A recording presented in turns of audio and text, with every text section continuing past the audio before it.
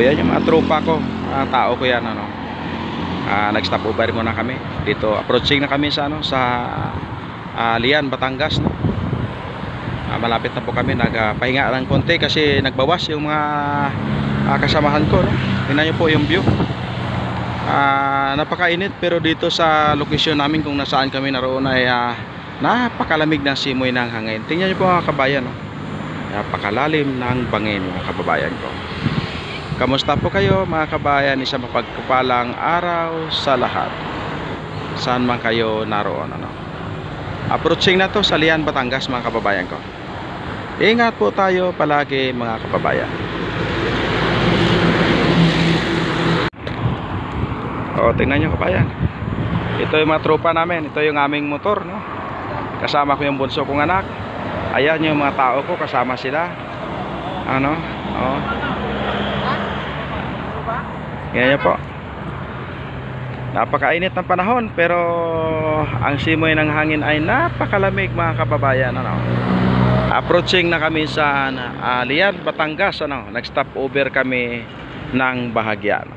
Para lang makapagbawas ng mga kasamahan ko. Ito po yung aming sasakyan, ano.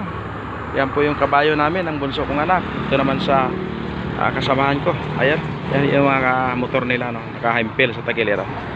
Isa mapagpalang araw sa lahat. Ingat po tayo palagi. Ayan na, may bangkang dumating. Ayan na. Parang maraming huli ito, Bagal mo naman eh.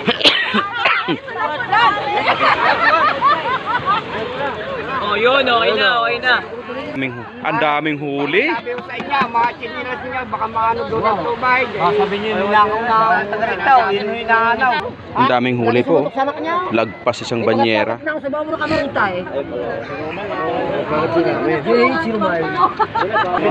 Umaapaw yung banyera. Daming tao, dami kasing huli niya. Punong-puno yung yung kanyang banyera. Mga kabayan. Kabayan, no. Sariwang-sariwa. Ito yung iihawin namin ngayong gabi. Iihawin namin to ngayong gabi. Sarap po. Ito yung sariwa talaga. Hindi pa dumaan sa yelo, mga kabayan. Dito po kami ngayon sa Batangas, no? Sa Lian. Napagkasunduan namin na mag-happy-happy paminsan-minsan.